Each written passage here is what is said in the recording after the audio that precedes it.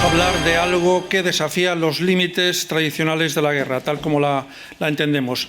La última mesa redonda de hoy lleva por título Ciberseguridad, amenazas híbridas y desinformación. Estos tres elementos de rabiosa actualidad han pasado a ser la mayor amenaza de la seguridad nacional y global.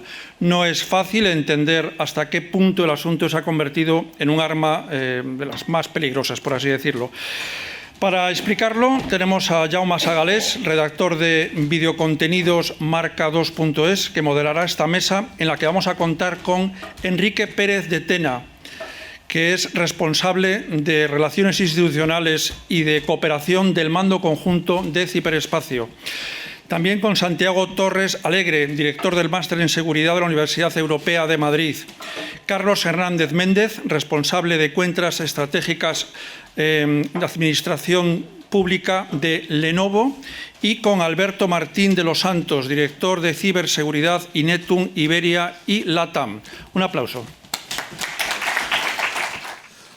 Buenas tardes ya. Bueno, se dice que hasta que se come no es tardes, así que mira, me voy a poner aquí en la esquinita yo, venga. Sí, aquí. Así estáis aquí todos seguidos juntos. Vamos con las caras, ¿no? Sí, si os queréis poner con las caras casi mejor, así os van identificando, venga. Vamos a abordar, como estábamos comentando ahora, la ciberseguridad, las amenazas híbridas y la desinformación, el peso real del rearme de los dominios digitales frente a los dominios físicos. Para ello tenemos a Enrique Pérez Tena, jefe de Relaciones Internacionales y Cooperación del Mando Conjunto de Ciberespacio, Santiago Torres Alegre, director del Máster de Seguridad y Tecnologías de la Información y Comunicación en la Universidad Europea de Madrid. También está con nosotros Carlos Hernández Méndez, responsable de Cuentas Estratégicas de Administraciones Públicas en Lenovo, y Alberto Martín de los Santos, director de Ciberseguridad Iberia y Latinoamérica de Inetum. Aquí están con nosotros. Quería empezar a abordar el primer asunto, que es con Santiago Torres. ¿Cómo aborda la ciberseguridad el esquema nacional de seguridad? Bueno, pues el Esquema Nacional de Seguridad es una norma dedicada a las administraciones públicas, ¿no?, en todo aquello que sea la prestación de servicios digitales. Y entonces pues establece una serie de requisitos y obligaciones para las administraciones públicas para que de alguna manera cataloguen los activos que tienen en su organización y desarrollen e implementen medidas adecuadas de protección en materia de ciberseguridad. Hablamos de ciberseguridad tanto en ejércitos como en la sociedad en general. Don Enrique, Rusia, Corea del Norte, Irán y China dicen que son los países donde más ciberataques recibimos, aunque entiendo que también habrá otros, incluso no sé si nosotros también en España los estamos promoviendo. ¿En qué consisten estas amenazas? ¿Qué buscan los hackers en el ejército en concreto y en la seguridad española?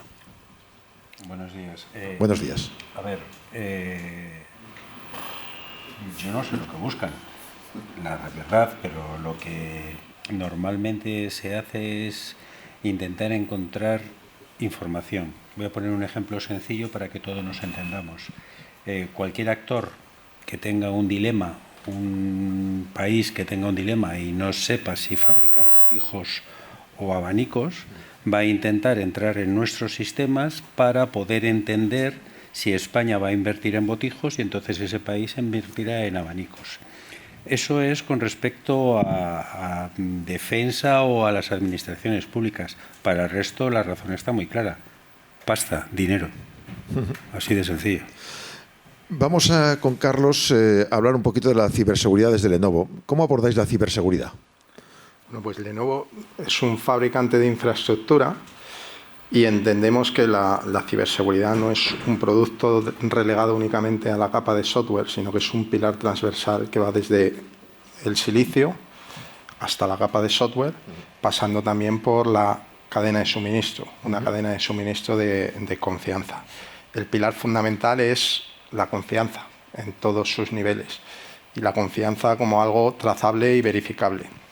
Entonces, en Lenovo todas las soluciones de todo el portfolio, desde el bolsillo hasta la nube, tenemos telefonía, tenemos Motorola, tenemos dispositivos de usuario, PCs, portátiles, tabletas, tenemos servidores, almacenamiento, llegamos al data center, se diseñan con la premisa de la seguridad desde ese silicio. hay un conjunto de paquetes de seguridad que se engloban dentro de la plataforma ThinShield, que van allí desde la propia fabricación, ser capaces de definir huellas firmadas digitalmente, firmwares, dispositivos cifrados que permitan desde el propio origen hasta el destino hacer una trazabilidad de todos los dispositivos de una manera segura. De esa manera, por ejemplo, si volvemos a los botijos, la empresa que fabrica botijos sabrá que hay una trazabilidad de toda su información para evitar que se escape, ¿no? Sería lo suyo, entre muchas otras cosas. Sí, una de los muchos factores sería un ejemplo. Bien, Inetum también trabaja con administraciones públicas desde el ámbito de la ciberseguridad. ¿Cómo estáis trabajando y qué principales conflictos geopolíticos estáis ahora mismo trabajando? Bueno, efectivamente, nosotros desde Inetum tenemos una unidad de ciberseguridad que tiene ya más de 20 años de experiencia, ¿no? Y trabajamos mucho con todo tipo de administraciones públicas y también con las Fuerzas Armadas. Y nosotros desde nuestro Centro de Operaciones de Ciberseguridad, que forma parte de la Red Nacional de SOCs, ¿vale?, que está impulsada por el Centro Criptológico Nacional, uno de los problemas principales que vemos, sobre todo, depende mucho, ¿no?, del momento político en el que estemos, ¿no?, de la declaración pública que se haya hecho, o si ha habido elecciones locales o nacionales o europeas, pues hay unos picos tremendos, sobre todo de diferentes ataques, ¿no?, especialmente todo lo que tiene que ver con denegación de servicio, ¿no? La denegación de servicio en el mundo que estamos hablando hoy es el principal ataque que utilizan los ciberhacktivistas, ¿vale?, que no hackers, ciberhacktivistas o ciberdelincuentes, ¿vale?, para tratar de pues penalizar a las administraciones públicas de todo tipo y a las infraestructuras críticas. ¿Eso afecta al ejército también o no? Por supuesto. Nosotros, sufrimos el ataque o los ataques, la tipología de ataques que sufre la sociedad en general, que sufren las administraciones públicas en general, más las específicas por intentar conseguir información sensible, pero gracias a Dios eso va por otras redes clasificadas que no corren por Internet y es un pelín más complicado que entren, que no quiero decir que no entren, claro, porque la ciberseguridad, por mucho que digan ellos, no está garantizada al 100%. Nadie puede garantizar la seguridad al 100%. ¿Qué porcentaje podríamos decir que estamos garantizados? ¿Alguien puede decirlo? ¿80, Bastante. 70, 90? Bastante. ¿Un poco más arriba de 90? Espero que sí. Esperemos que sí. Oye, ¿y nosotros también somos atacantes o no? ¿España tiene también hackers, ciberhackers? Bueno, sí, el Mando Conjunto de Ciberespacio es la única organización que legalmente tiene permiso para matar, como 007. O sea, somos la única organización que podemos atacar. ¿Cuándo? Somos militares, aunque venga de paisano, cuando nos lo ordenen. Ya lo dejo. ¿Pero atacamos como defensa por un ataque previo o a veces también atacamos buscando algo? Cuando nos lo ordenen. ¿No? Estamos hablando de empresas y de entidades públicas. Las sinergias público-privadas, ¿cómo las valoráis vosotros de la Universidad Europea? ¿Qué veis que se está haciendo bien? ¿En qué se puede mejorar? Bueno, pues yo creo que al ser un tema tecnológico complicado, pues es importante esa colaboración público-privada, ¿no? Es decir, y además, bueno, pues en materia de defensa, de seguridad nacional, es una oportunidad, creemos, también para empresas con residencia en España, con residencia en el ámbito de la Unión Europea. Bueno, yo creo que ahí hay una oportunidad y un poco pues desde la universidad lo que podemos ayudar es no solo a impartir el conocimiento técnico, sino también a intentar crear en nuestros alumnos cierto empuje empresarial, ¿no? Que creemos que eso es una cosa útil. ¿Cuál va a ser el perfil de estos alumnos en el futuro, en este tema de la ciberseguridad? ¿O hacia dónde se pueden enfocar en general? ¿Para estar en empresas como las que tenemos aquí, por ejemplo? Comentábamos algo antes de entrar a la mesa, ¿no?, sobre los contenidos que la universidad, si todavía siguen estando los libros que algunos de los que estamos aquí estudiamos hace tiempo, ¿no? Y pensad que a la universidad se nos echa como a veces como mucha responsabilidad, ¿no? Y bueno, cogemos parte y bueno, lo que un poco podemos hacer es tratar de formar a gente en esto que llaman ahora competencias, pero bien entendidas, ¿no? No estas competencias que quedan bien encima del papel, sino competencias de tipo test de estrés intelectual, ¿no? Vamos a preparar a la gente en conocimientos de hoy, vamos a intentar hacérselo difícil y vamos a esperar que esa capacidad que han adquirido resolviendo problemas complejos la mantengan en su vida profesional. También hay un poco de soft skills, entonces hay ahí también. Hay las dos, a mí me gustan las dos, las soft y las hard. Hablando ya de esta colaboración público-privada, Carlos apuntaba de la cadena de suministro. ¿Qué más estáis haciendo y cómo valoráis la colaboración pública-privada en una empresa como Lenovo, por ejemplo? Bueno, yo creo que la colaboración puede sonar un poco atópico decirlo, pero por un lado no está verticalizada. Para nosotros, público-privado, la colaboración en el ámbito de la ciberseguridad, sino que es un paradigma más transversal. Cuando digo un poco atópico, se trata nosotros como fabricante de infraestructura de abordarla de una manera distinta a lo que es proveedor-cliente, sino trabajar más en un marco de colaboración donde lo que decía, nosotros podemos comercializar productos, pero hay cosas que no se comercializan, como es la confianza. Claro. La confianza debe ser demostrable y para poder demostrar la confianza hay que trabajar durante muchas fases de los proyectos donde se puedan demostrar los puntos de confianza para abordar. ¿Y se está consiguiendo esa confianza en proyectos concretos, sí? Sí. Esa confianza se consigue a nivel global cumpliendo pues con todas las normativas internacionales, con todas las normativas europeas, con todas las normativas locales, que algunas que se ha comentado aquí, Esquema Nacional de Seguridad, Common Criteria, certificaciones geográficas de cada ubicación y proporcionando las herramientas que arrancaba al principio, que nosotros llamamos bajo ese paraguas de ThinShield, que no solo va a nivel de dispositivo, porque comentaba el tener la trazabilidad de los equipos desde fábrica hasta destino, sino que va con los proveedores propios de Lenovo. O sea, nosotros tenemos factorías distribuidas por todo el mundo. Claro. No solo sirve que la cadena arranque en mí, sino que tiene que arrancar en un punto previo. Claro. A mí hay un Intel que me suministra CPUs, una AMD, un dispositivo de tarjetas, GPUs. Entonces, nosotros tenemos un procedimiento dentro de ese paraguas de audit, de auditoría precisamente a terceros que deben de cumplir con una serie de protocolos, procedimientos, los firmwares con los que nos entregan los dispositivos que luego personalizamos para ir más a la raíz. Y si me permites un Sí, adelante, sí. Y además de lo que acaba de decir Carlos, yo añadiría una nueva cosa, y es franqueza. Es decir, si Lenovo, empresa X, detecta un problema, comunicarlo rápidamente para que a nivel software se pueda parchear y evitar que el cliente tenga problemas. Hay empresas que se callan, error. Hay que decirlo porque eso va a redundar en beneficio de confiar en esa empresa. Las vulnerabilidades que históricamente en las infraestructuras han aparecido en arquitecturas de CPU en determinados momentos, colaborar en desvelar esas vulnerabilidades son espacios donde generan la confianza. Esa confianza, claro. Alberto, vosotros también tenéis confianza con las entidades públicas, lógicamente. Cuéntanos un poquito cómo es vuestra valoración de esas sinergias. Bueno, nosotros al final la verdad que colaboramos mucho con diferentes tipos de administración pública, tanto de tipo pues, más ministerial, más amplio, también regional, ¿no?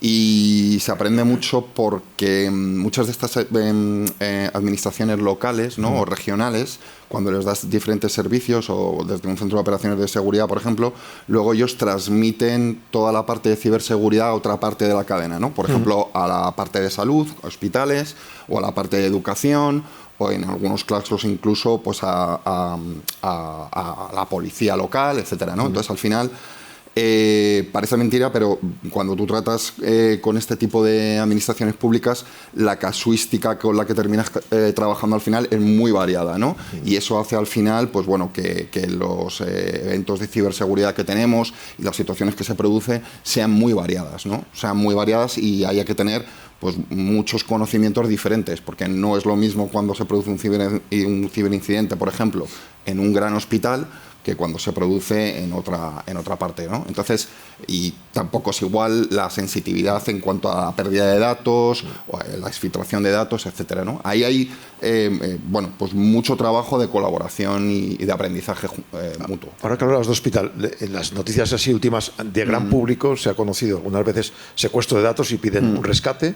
Se ha conocido, por ejemplo, aviones que, según se sospecha, no sé si sabe Rusia o algún país, ha hecho que ese avión perdiera la conectividad en ese momento en pleno vuelo. Todos estos sistemas son internacionales en muchos casos. Un avión nuestro puede estar en otro espacio aéreo. ¿Cómo se gestiona con otros países? No sé quién podría hablar de esto. Yo, fácilmente. Se gestiona con cuidado. Con respecto a lo de los aviones que has dicho, hay 2 casos recientemente. Un intento de ataque al sistema de navegación GPS, adulterando la señal a un avión del Ola 45 en el que viajaba la ministra de Defensa. Sí. No funcionó. No fue exitoso, y poco después a la secretaria general, a Ursula von der Leyen, sí, von der Leyen, sí, y su avión tuvo que aterrizar, y sí se sabe quién ha sido Rusia, sin duda. Son unos expertos en adulterar la señal GPS en los sistemas de navegaciones. De hecho, en el Báltico es un clásico. Sí, sí, sí. Hace 5 años, 6 años, una fragata noruega varó. ¿Por qué varó? Porque la señal GPS decía que tenía agua limpia y estaba en un bajo y se lo comió. O sea, que eso es un clásico. De todas maneras, se puede añadir aquí una cosa. Por ejemplo, cuando tú trabajas en un entorno internacional, por ejemplo, europeo, ¿no? Que es bastante menos homogéneo de lo que podemos llegar a pensar, ¿vale? ¿Sí? Digo, en cuanto a regulaciones, ¿no? Claro. ¿Qué es lo que ocurre? Que si yo, por ejemplo, desde España estoy dando servicios a clientes, tanto públicos como privados, de otros países europeos, pues hay situaciones que complican mucho en cuanto a lo que es la propia normativa. Tenemos un caso que me imagino que luego a lo mejor comentarás, que viene con la transposición de la NIS 2, donde algunos países ya están más avanzados y la han hecho, en España no lo hemos hecho todavía, y en ese sentido pues tenemos que encomendarnos un poco a navegar en aguas complicadas, porque no estamos en una situación homogénea, ¿no? Y luego tenemos diferentes entornos que nos piden lo mismo en diferentes países, ¿no? Es decir, aquí el Centro Criptológico Nacional te pide que utilices unas normativas, ¿no? El esquema nacional, que cumplas con las guías STIC, etcétera, pero si tú quieres dar servicio desde España, por ejemplo en Francia, tienes que cumplir con el ANSI, ¿no? Entonces, claro. Lo que quiero decir es que esto también merece una reflexión, ¿no? Es decir, formamos, por ejemplo, parte de la Red Nacional de SOCs que hemos comentado anteriormente. Bueno, hay una iniciativa para hacer una red europea de SOCs, que por cierto, hasta donde conozco también la está liderando el CCN, pues sería muy bueno, ¿no? Hacerlo. Sería muy bueno para estandarizar todo ese conocimiento, para poder facilitar ese flujo de información, ¿no? Entonces, en fin, creo que ahí queda mucho trabajo por hacer. Está sonriendo, eso es más un tema político, ¿no? ¿Cómo lo llevamos? No, yo iba a decir, bueno... Añade, sí. Diría regulatorio. Lo que no sé es ¿quién regula en Europa? Cuánto influye la política en la regulación, ¿no? Yo desde mi punto de vista más académico sí que es verdad que supuestamente estamos dentro de un espacio supranacional, que es la Unión Europea, que debería proveer a los Estados miembros de normativa homogénea, ¿no? Lo que ahí tenemos, por un lado, los reglamentos, que no hay mucho hay que discutir, pero por otro lado tenemos las directivas, ¿no? Que ya nos dejan cierta flexibilidad a cada uno de los países, ¿no? Que como comentáis, la NIS 2 ya hay países de la Unión Europea que han hecho su transposición, nosotros estamos en espera. Yo sí que... Pero han hecho su transposición, entre comillas, de aquella manera. Cierro comillas. Bueno, claro, esa flexibilidad, claro. Es lo que tiene. Yo alguna vez a mis alumnos ingenieros informáticos, ingenieros de telecomunicación, les explico que la integral del seno es la misma en cualquier país del mundo, pero las leyes no. Las leyes llegan hasta la frontera y cuando cambias de frontera, pues puedes tener una regulación diferente. Y es así. Totalmente. A ver, Enrique, entonces, ¿alguno lo ha traspuesto bien, 100%? Yo no digo que lo hayan hecho mal. No, digo 100%. Digo de aquella manera. Es decir, hacer una implementación justa, equilibrada, es muy complicado. Yo resaltaría una cosa con respecto a la NIS 2, y es que apunta a una figura que hasta ahora, dentro de una empresa, hasta ahora estaba por encima de la ley, y es el CEO. Ahora el responsable es el CEO. Ajá. Con lo cual el CEO se tiene que poner las pilas y hacer caso, me perdonan la expresión, a esa mosca cojonera que le dice que cambie la contraseña, que parche el ordenador y todas esas cosas. ¿Por qué? Porque nos cuesta entender que hay algo que nos supera y los señores que tienen, o las señoras que tienen el poder de decisión, no comprenden, y que se llama ciberespacio. Claro. Tenemos que educarles para que sepan que es una cosa seria. O si no, esto que se ha hablado de los Eurofighters y de los carros de combate y de las fragatas, como nos comprometan el sistema, tenemos un trozo de hierro flotando, una avionetita de paseo y el carro de combate se convierte en un jeep aventajado. Punto pelote. Poco más. Bueno, ahora me estoy acordando de la contraseña de seguridad, ciberseguridad del Louvre, que era Louvre. Era bastante fácil de hackear. Estábamos hablando de esa NIS-2, que es la Directiva Europea de Seguridad y Redes y Sistemas de Información 2. Explícame un poquito cómo os afecta a las empresas, un poco qué es, en qué consiste y cuándo nos va a tocar a nosotros, si es que nos toca algún día. Bueno, tiene que tocarnos porque hay que transponerla. Sí, desde luego. Bueno, esperemos que el próximo año ya sea definitivamente, ¿no? También es cierto, y perdonad por terminar de complementar una cosa, que lo que hubiera sido adecuado es que hubieran puesto una fecha realista para que todos los miembros de la Unión hubiéramos llegado más o menos a término, ¿no? Que yo creo que hubiera sido lo suyo. A nosotros, desde luego, ¿cómo nos afecta? Pues nos afecta de una manera en el que si yo estoy dando servicio en un país donde él tiene la norma traspuesta, aquí no la tengo traspuesta y lo que se me indica de manera oficiosa es: tú lo que tienes que hacer ahora mismo es cumplir con el esquema nacional de seguridad a nivel alto hasta que NIS2 se haga la transposición, ¿no? Claro, pero entonces el otro país que me está hablando me está diciendo: no, señor, pero es que usted tiene también que cumplir conmigo, ¿no? Entonces, al final, como digo, lo que hace es complicar el servicio, ¿no? Por lo menos desde nuestro lado. Luego, yo lo que sí que creo, honestamente, a lo mejor soy un poco ingenuo, es que creo que va a ser bueno. Creo que pone, como comentábamos antes, en el punto de mira a la dirección o a la cúpula también de las empresas para que se involucre en materia de ciberseguridad, para que inviertan en materia de ciberseguridad. La ciberseguridad no es un mero gasto, si se sigue viendo así es un problema, acompaña siempre al negocio, acompaña a las operaciones y desde luego para mí es fundamental que las empresas, y también, por supuestísimo, la infraestructura crítica, pero bueno, estas empresas o estas entidades, si lo tienen más asumido, que lo hagan suyo, ¿no? Y de ahí también vendrá mucha parte de mejora en la resiliencia, que a día de hoy, que es un palabra que nos hemos inventado, pero que es necesario, que a día de hoy pues falta mucho, ¿no? Desde luego. Carlos, estaba diciendo que hay empresas que pueden encontrarse en dos países con una normativa. Lo más práctico para una empresa es, vamos al top, entonces las empresas, el dinero privado es el que está invirtiendo más en adelantarse incluso las administraciones públicas en la máxima seguridad. Pues para poder entrar en dos países con el máximo seguridad, digo. No te sé responder con mucha precisión, porque yo veo la parte de administración pública fundamentalmente, pero sin datos muy precisos, si en el árbol de pesos, creo que es a la inversa de cómo se piensa. Quiero decir, la administración pública suele invertir en tecnología más de lo que se piensa, suele ir más avanzado en tecnología de lo que se piensa, en ciberseguridad suele ir más avanzados de lo que se piensa, y ese dato en porcentaje te lo doy, yo veo a nivel de país, la parte de administración pública, por ejemplo, en el ámbito del data center, puede representar del orden del 65-70% de la inversión, quedando relegado en términos de facturación a un 30-35% la parte privada. Caray.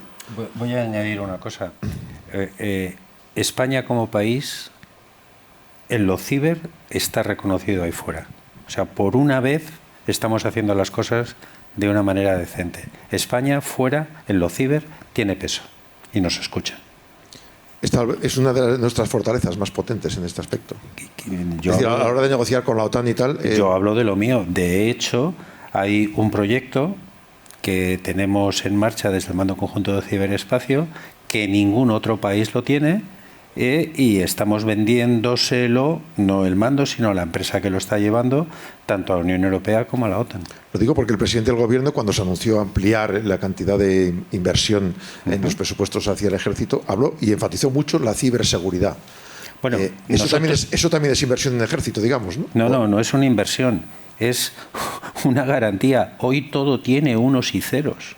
¿De qué me sirve tener el último avión de generación 5 o de generación 6 o de la que quieran si me comprometen el sistema? Todo lleva unos y ceros. Claro. Tengo que proteger eso. La ciberseguridad no es nuestro negocio. Nosotros entramos cuando la ciberseguridad falla.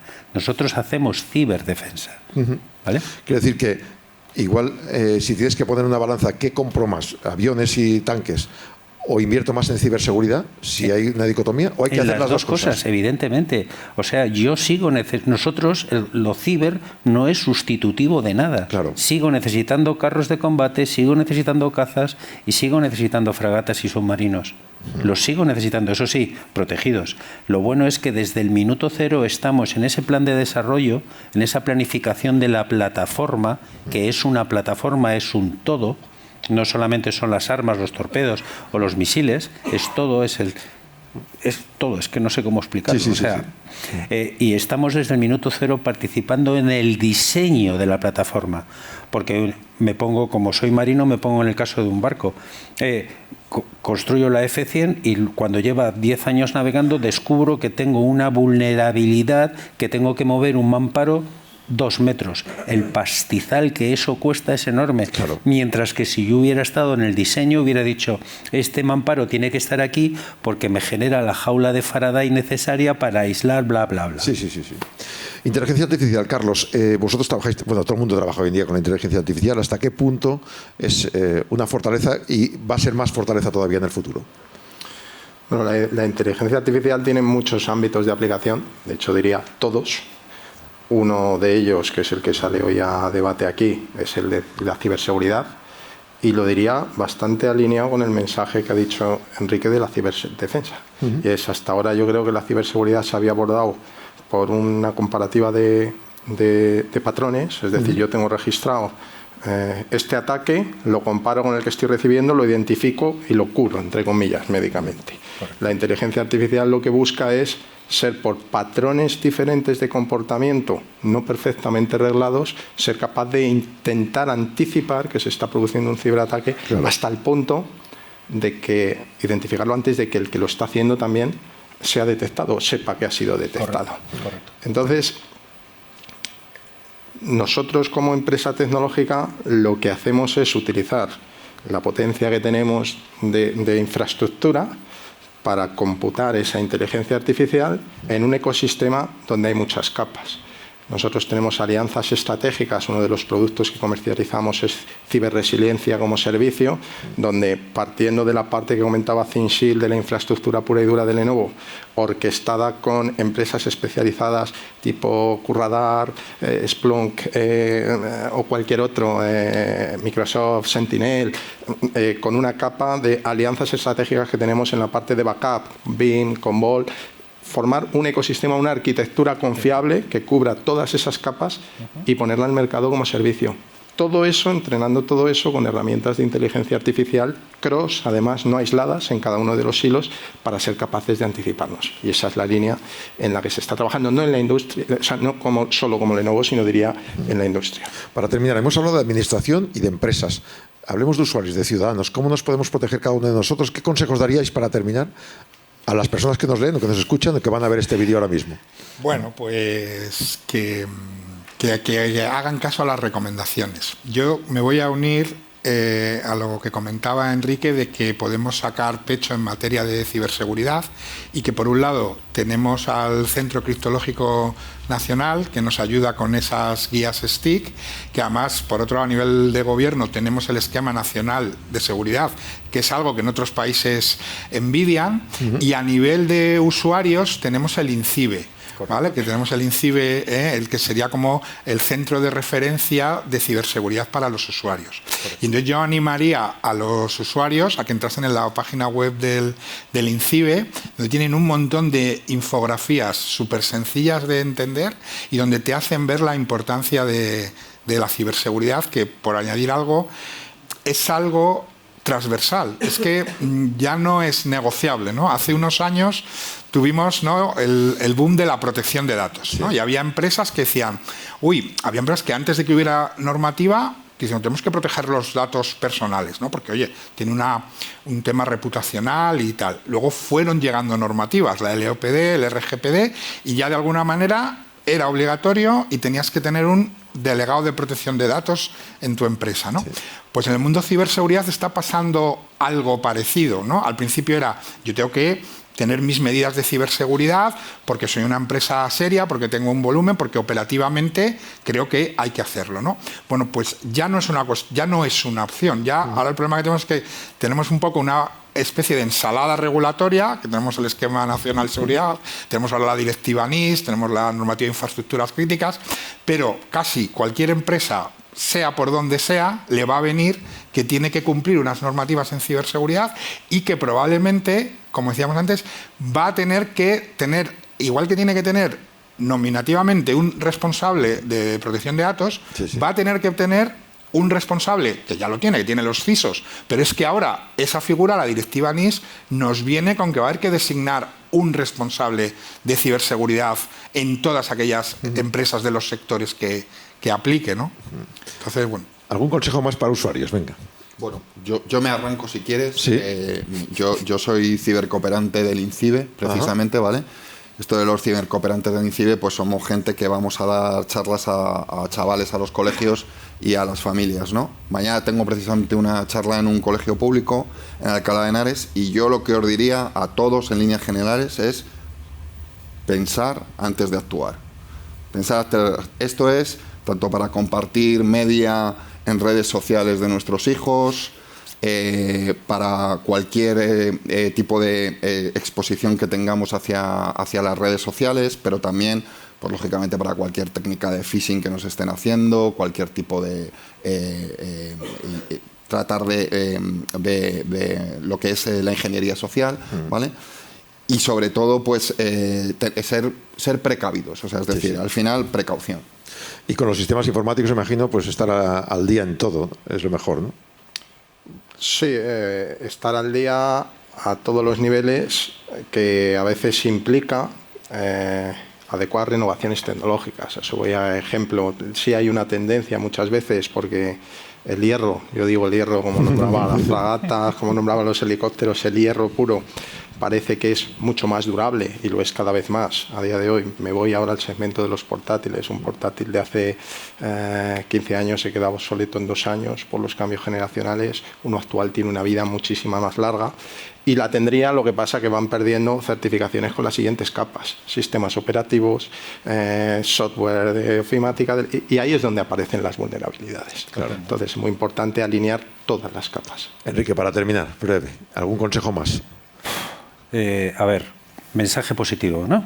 Si es positivo, mejor, así nos vamos más contentos. El ciberespacio, Internet, que Internet no es solo el ciberespacio, hay más cosas en el ciberespacio, ha venido para quedarse. De cada uno de ustedes depende cómo tienen que cuidarse. Usen la cabeza.